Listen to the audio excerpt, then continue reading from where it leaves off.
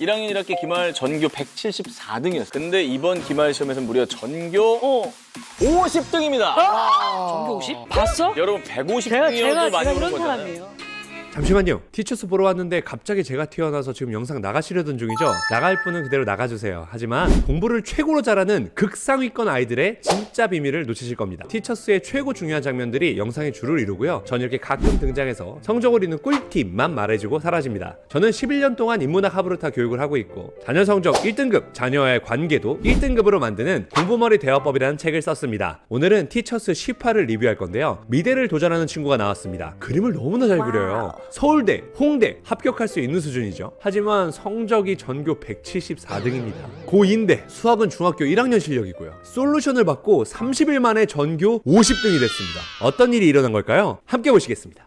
저는 초등학교 때부터 미술을 시작해서 예중을 다니다가 목표는 무조건 홍대를 가고 싶고요. 공부를 못하면 아예 갈 수가 없거든요. 성적을 올리기 위해서 뭐든 다 할 것 같아요.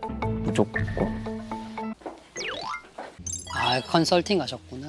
좀 몇 가지 좀 말씀드릴게요. 테스트 해보고 한 결과로는 건우가 그림을 굉장히 잘 그리네요. 잘 그리는 학생들이 사고가 약할 경우가 많아요. 그런데 사고도 좋아요. 자기 중심을 풀려고 하고. 이 사과가 떨어지고 있는 걸 표현을 해봤는데 성적이나 뭐 그런 걸 대비 추락하고 있는 상황을 이제 작가의 생각이 잘 들어가 있고 창의적인 부분 좀 타고나. 어디 학교 가고 싶어? 저는 홍대. 홍익대 학교. 지금 성적을 봤을 때는 못 가죠. 전혀 못 가요. 전혀 힘들고 너무 공부를 안 했더라고요. 수학은 7등급. 지금 아직 고1이잖아요. 너무 한 가지만 생각하면 굉장히 좁게 학교를 정할 수밖에 없고 그리고 지금은 좀 균형을 잡아야 될 때긴 하지만 공부에 대한 비중을 좀 많이 갔으면 좋겠어요. 왜냐면 그림을 봤는데 그림이 정말 아까울 정도야. 아까운 그림 그냥 묵힐 거야? 이런 말을 처음 들어보긴 해. 칭찬을 들어보긴 했는데 그림이 아깝다. 너 그 얘기 듣고 느끼는 게 뭐가 없어? 이 아이가 갖고 있는 능력치는 향상될 수는 있겠지만 재능이란 것도 있잖아.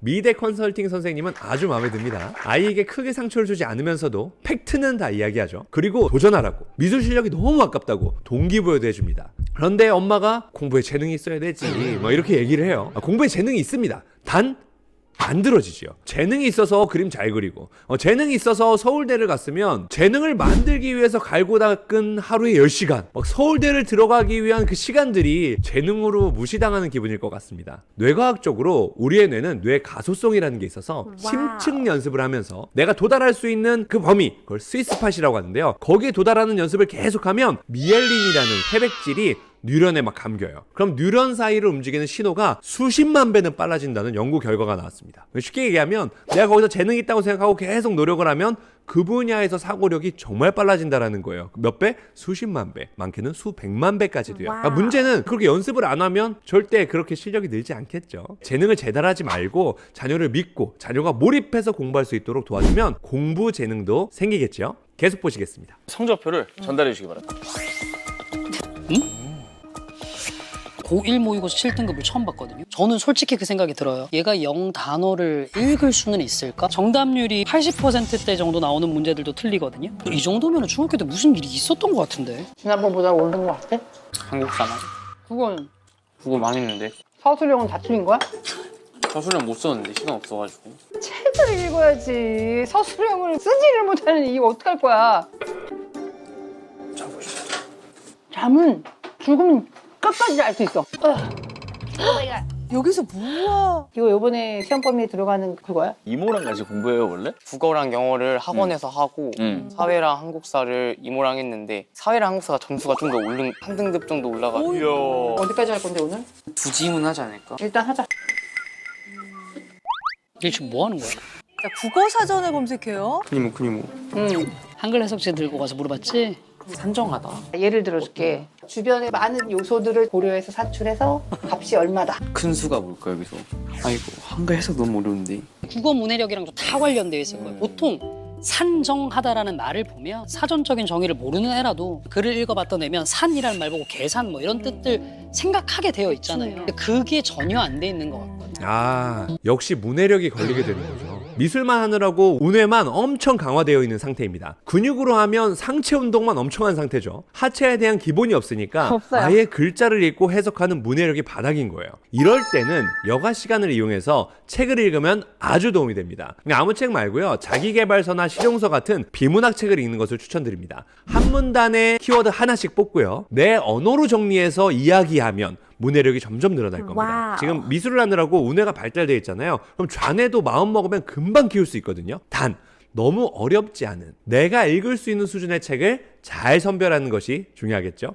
이 친구처럼 고2라서 급한 경우가 아니라면 스토리 책을 읽으면서 재미있게 책을 읽는 것도 좋습니다. 스토리 책을 읽고 나서 그 내용을 부모님께 말로 설명해주면 더욱 좋겠죠. 아이들의 문해력이 실시간으로 늘어나는 것을 눈으로 와우. 목도하실 수 있을 겁니다. 계속 보시겠습니다. 그게 미안하다. 겁났던 것 같아. 언니한테 뭐를 하자라고 하는 게 좀 사실은 내가 많이 겁이 났었어. 아, 그땐 진짜 내가 왜 살아야 되지라는 생각이 좀 컸던 것 같은데. 어머나.